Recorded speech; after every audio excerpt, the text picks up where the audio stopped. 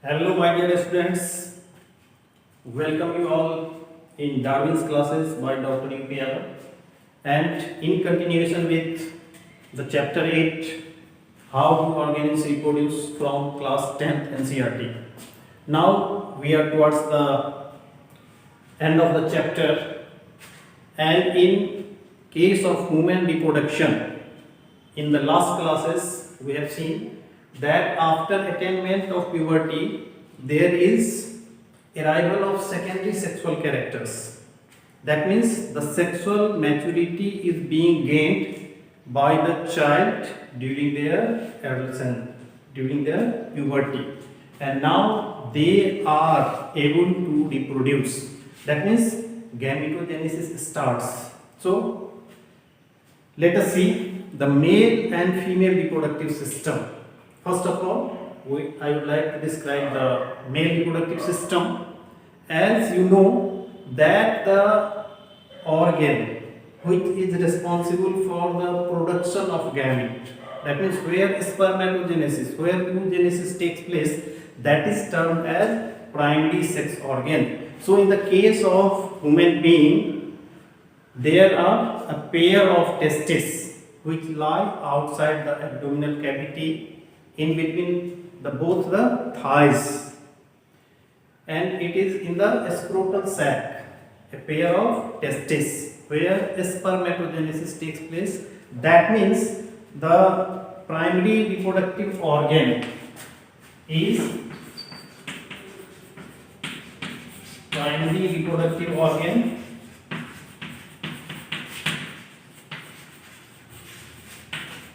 and it is a pair of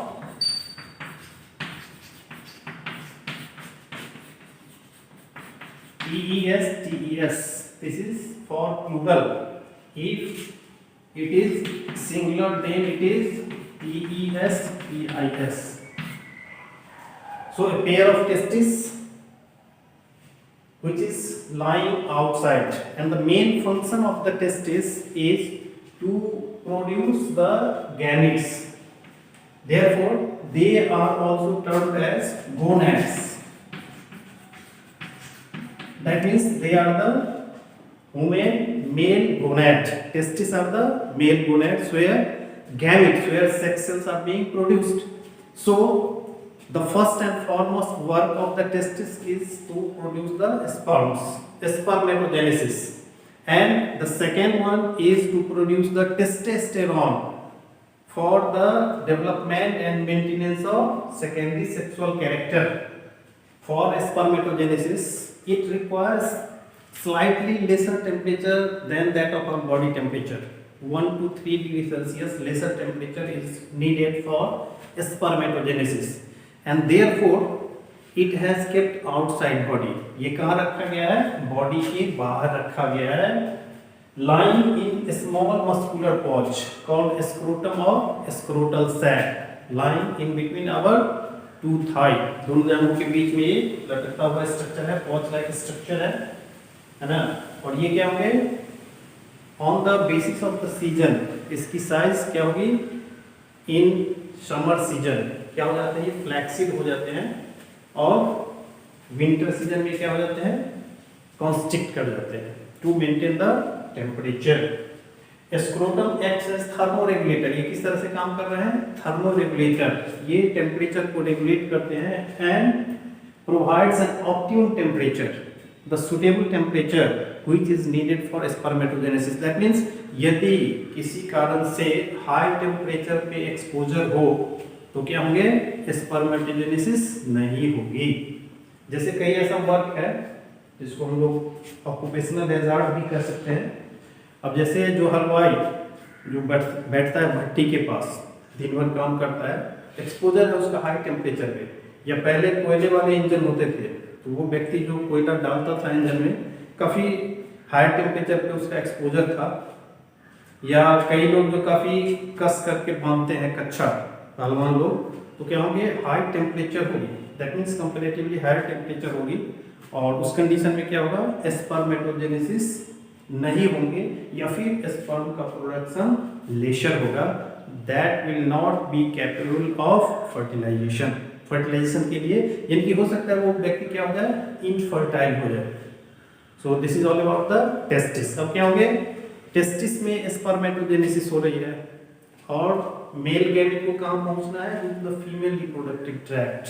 तो अब यहाँ से चल करके फिर क्या होंगे, थ्रू डक्ट सिस्टम, ये कहाँ आएंगे, बॉडी के बाहर आएंगे, थ्रू पीनस, थ्रू यूरेथ्रा। अब इसके लिए क्या होंगे, डक्ट सिस्टम होंगे और एसोसिएटेड ग्लैंड्स होंगे। तो डक्ट सिस्टम क्या होगी, टेस्टिस से अटैच्ड एपिडिडाइमिस होंगे और फिर एपिडिडाइमिस से भास डिफरेंस, और ये भास डिफरेंस जाकर के खुलती है किसमें, सेमिनल वेसिकल्स में, और फिर वहां से इसके जो कंबाइंड डक्ट है वो बनाते हैं इजैकुलेटरी डक्ट और खुलते हैं कहाँ, यूरेथ्रा में, इन प्रोस्टेट ग्लैंड। जो प्रोस्टेट ग्लैंड है वहाँ यूरेथ्रा में खुलती है और तब ये यूरेथ्रा कॉमन पैसेज हो जाती है किसके लिए, स्पर्म के लिए भी और यूरिन के लिए भी। और साथ ही साथ प्रोस्टेट ग्लैंड भी सिक्रीट करती है फ्लूइड, और इसके आगे दो और ग्लैंड है, छोटे छोटे ग्लैंड, जिसको बोलते हैं बल्बो यूरेथ्रल ग्लैंड और कॉपर्स ग्लैंड। तो तीनों gland, seminal vesicles, prostate gland and Cowper's gland, इससे जो सिक्रीशन होता है, जो फ्लूइड बनते हैं alkaline fluid which provides nutrition, इसमें फ्रुक्टोज है, जिंक है, फॉस्फेट है, कैल्शियम है और ये एसेंशियल है। साथ ही साथ म्यूकस सिक्रीट कर रहा है, विस्कस फ्लूइड सिक्रीट कर रहा है बल्बो यूरेथ्रल ग्लैंड। तो ये क्या करते हैं, जो फीमेल रिप्रोडक्टिव ट्रैक्ट है उसके एसिडिटी को न्यूट्रलाइज करते हैं। ठीक है, तो इसमें क्या होंगे, primary sex organ testis and after that associated glands and associated duct. जो डक्ट सिस्टम है that means epididymis, Bhasa difference, ejaculatory duct and urethra. तो ये डक्ट सिस्टम है और 3 एसोसिएटेड ग्लैंड्स हैं, a pair of seminal vesicles, a prostate gland and a pair of Cowper's gland और bulbourethral gland। और ये सभी मिलकर के क्या करते हैं, स्पर्म को ट्रांसपोर्ट करते हैं, कहाँ से, from testis into the female reproductive tract through urethra। Have a look on male reproductive system. As we have discussed that testis is the primary sex organ of gonads, that means spermatogenesis takes place in testis। testis में क्या होता है, sperm की production होती है और इसमें testicular chamber होते हैं, लोक्यूल्स होते हैं और उससे फिर ट्यूब निकलती है जिसको बोलते हैं भासा इफरेंसिया। और ये भासा इफरेंसिया मिलकर के फिर क्या बनाती है, रेडी टेस्टिस, और ये खुलती है एपिडिडाइमिस में। और एपिडिडाइमिस काफी लॉन्ग हाईली कॉइल्ड ट्यूब है जहाँ की एपिडिडाइमिस में क्या होते हैं, जो सेल डिवाइड हुआ है बाय म्यूसिस, स्पर्मेटोजेनेसिस हुई है, तो अभी ये कंप्लीट स्पर्मेटोजोआ के फॉर्म में नहीं आया है। ठीक है, तो टेम्पररी एपिडिडाइमिस में क्या होंगे, स्टोरेज ऑफ स्पर्म होगी, यानी कि इसका स्टोरेज भी होगा और मैचुरेशन भी होगी। फिर क्या होंगे, इसके पीछे से पोस्टीरियर एंड से लोअर पार्ट से क्या होंगे, डक्ट निकलती है एपिडिडाइमिस से अटैच और उसको बोलते हैं भास डिफरेंस। और ये भास डिफरेंस देखिए लंबा सा ट्यूब है और ये कहाँ जा रहा है, ऊपर की ओर जा रहे हैं। और ये जो डक्ट आ रहा है tube, this one is the ureter, कहाँ से आ रहे हैं, फ्रॉम किडनी, यानी कि यूरिन को कैरी कर रहे हैं कहाँ, यूरिनरी ब्लैडर में। तो इसके ऊपर से आते हुए फिर ये करती है, ये खुलती है, क्या, भास डिफरेंस ओपन होती है किसमें, इनटू सेमिनल वेसिकल्स, और फिर सेमिनल वेसिकल्स और भास डिफरेंस मिल करके ओपन होते हैं किसमें, यूरेथ्रा में। तो यहाँ तो यूरेथ्रा जो कॉमन डक्ट है, कॉमन ट्यूब है for passing on of the urine as well as passing on of the sperm, लेकिन एट ए टाइम दोनों नहीं होंगे। जिस समय स्पर्म का रिलीज होगा, जो ब्लैडर है वो नहीं खुलेंगे, यूरिन का पासिंग ऑन नहीं होगा, या जिस समय यूरिन पास ऑन होंगे स्पर्म का पासिंग ऑन नहीं होगा। कॉमन पैसेज है, कॉमन डक्ट है, इसीलिए इसको हम लोग बोलते हैं यूरिनोजेनाइटल डक्ट, या जो वुमेन का रिप्रोडक्टिव सिस्टम है उसको हम लोग यूरिनोजेनाइटल सिस्टम बोलते हैं, because the urinary system, the excretory system and the reproductive system both are combined।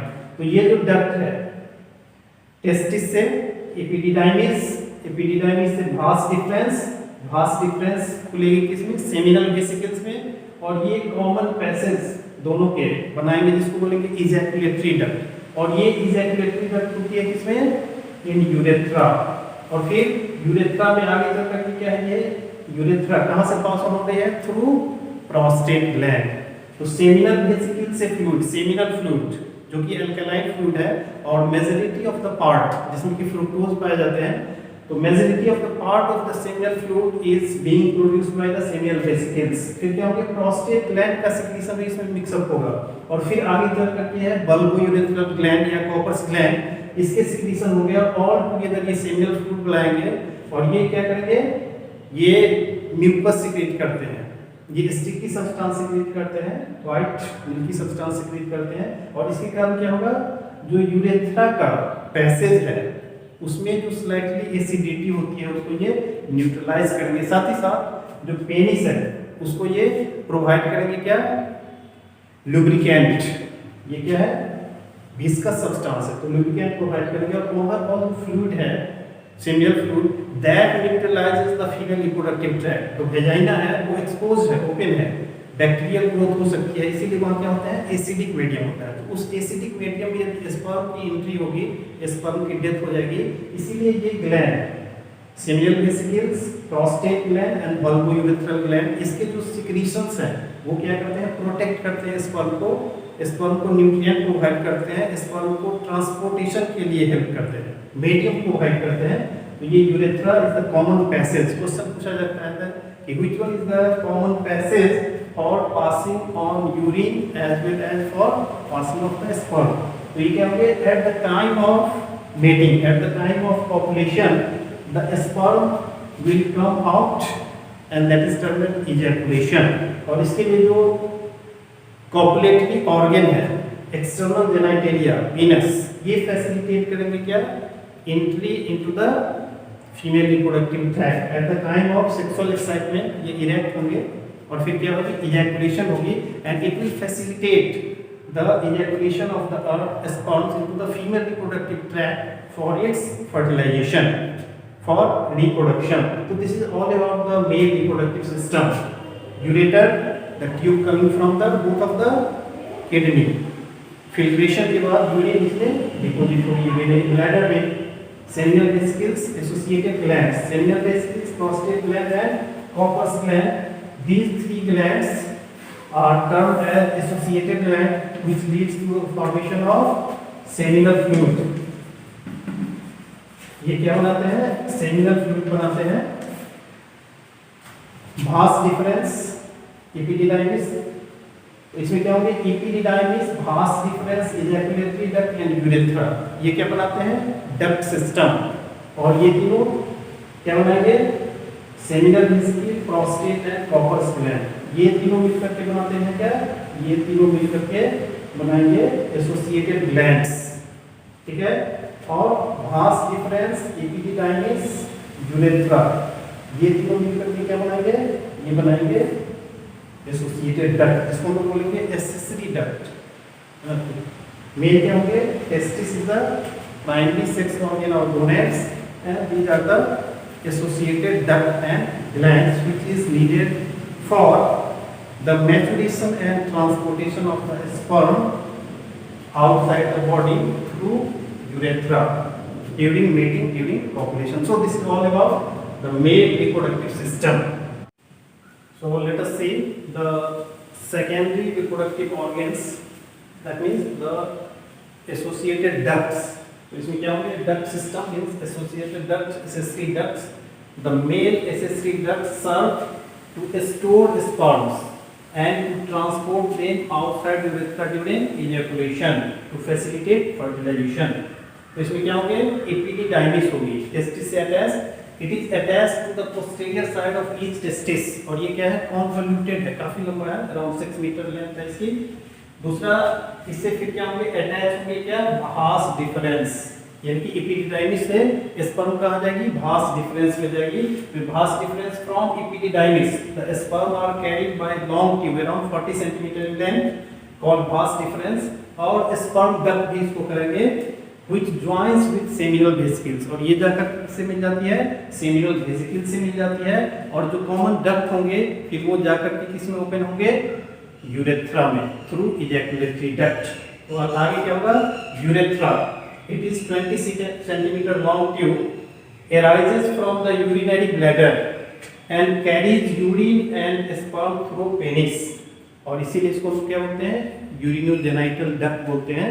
और ओवरऑल जो मेल रिप्रोडक्टिव सिस्टम है, they are termed as urinogenital system, and through which the urethra passes on.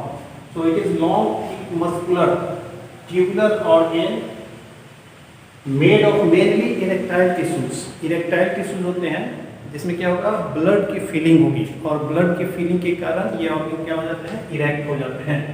At the time of sexual excitement, the erectile tissue gets filled with blood, causing the penis to become erect. इसे क्या बना देते हैं, hard बना देते हैं, erect बना देते हैं। It is inserted into the vagina, where sperms are ejaculated for the purpose of reproduction or fertilization. Reproduction के लिए, fertilization के लिए क्या होना है, there must be fertilization, there must be union of gamete, और union of gamete के लिए क्या होगा, the male gamete has to reach into the female reproductive tract। तो ये facilitate करती है क्या, transport of gametes from male reproductive system into the female reproductive system, because in case of human being the fertilization is internal.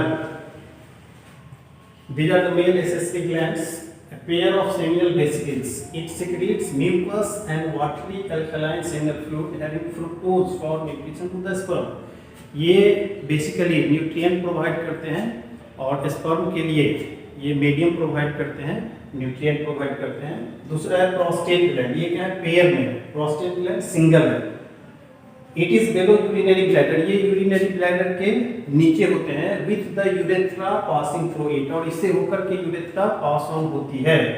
It secretes slightly alkaline milky fluid having citrate, lipids, calcium, ये सारी की सारी चीजें क्या करती है, nutrition provide करती है और मोबिलिटी प्रोवाइड करती है टू द स्पर्म। बेसिकली जो सीमेन होते हैं, सेमिनल फ्लूइड होते हैं, they are majority from seminal vesicles and prostate gland. जो तीसरा है वो क्या होंगे, pair of bulbo urethral gland और कॉपर्स ग्लैंड, पी साइज्ड। ये किस तरह के होंगे, ये मटर के आकार के होंगे, pea sized, attached to the urethra below prostate, prostate gland के आगे ये पेयर होंगे और यूरेथ्रा से अटैच्ड होंगे, और इसका जो सिक्रीशन होगा ये क्या होगा, लुब्रिकेटिंग फ्लूइड, जिसे बोलते हैं precum, and it lubricates the penis during copulation and also neutralises the urethra.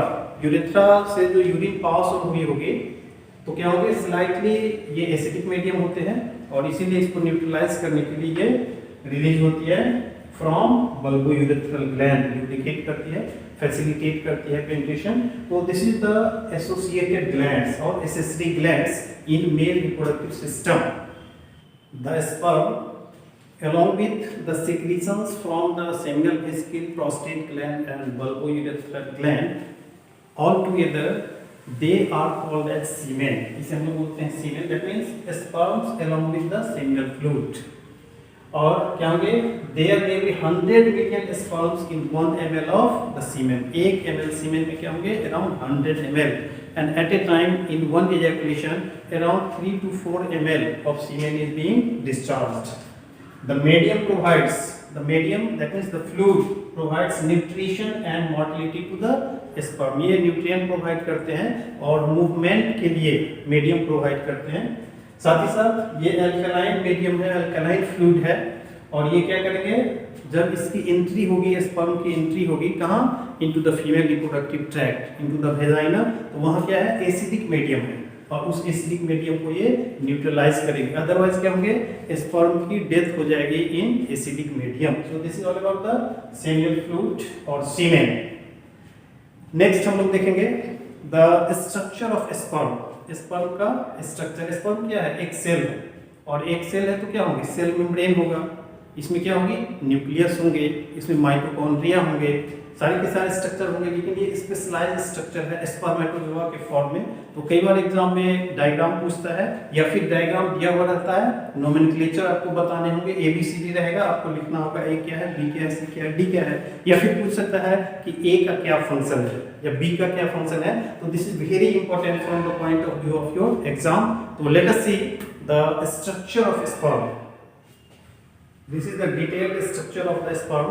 इसमें देख रहे होंगे सबसे ऊपर में कैप लाइक स्ट्रक्चर है और इसको हम बोलते हैं एक्रोसोमल कैप। और इस एक्रोसोमल कैप के अंदर क्या है, एक्रोसोम, और इस एक्रोसोम में क्या पाए जाते हैं, एंजाइम पाए जाते हैं जो कि एक सेल के जो ओवम के मेम्ब्रेन को डिसॉल्व करता है। तो उसके लिए क्या है, there are enzyme, hydrolytic enzyme in acrosome. उसके बाद दिखाई दे रहा है this one is the chromosome, chromatin material inside the nucleus. और ये क्या है, न्यूक्लियस है, न्यूक्लियर मेम्ब्रेन है, और ओवरऑल ये एक सेल है, स्ट्रक्चर है। तो इसके क्या होंगे, प्लाज्मा मेम्ब्रेन होंगे, आउटर मेम्ब्रेन। तो ये पार्ट कहलाता है जो कंस्ट्रिक्टेड पार्ट है, इसको बोलते हैं नेक। और फिर इसके बाद ये मिडिल पीस, इसमें माइटोकॉन्ड्रिया और एक्सियल फिलामेंट है। और नेक रीजन में क्या है, देयर आर 2 सेंट्रियोल्स, और इस सेंट्रियोल से क्या होते हैं, इमर्ज करते हैं फिलामेंट।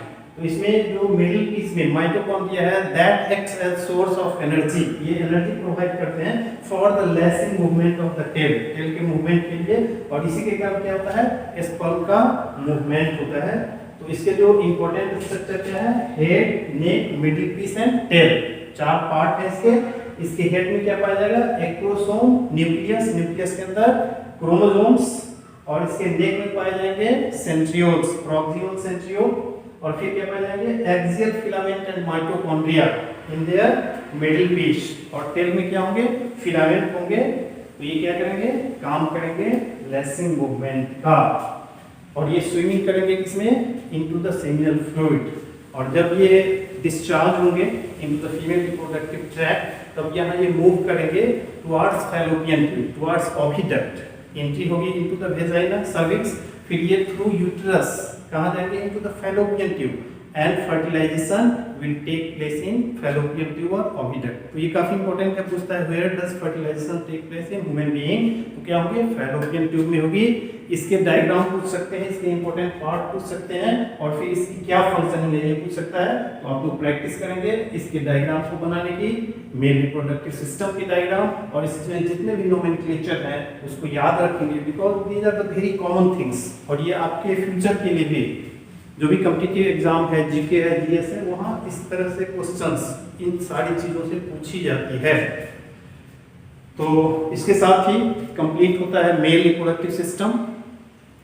तो आप सभी को thanks for viewing the video, for watching the video, और उम्मीद करते हैं कि वीडियो आपको अच्छा लगे तो आप इसे शेयर करेंगे, कमेंट करेंगे, लाइक करेंगे। Thank you very much.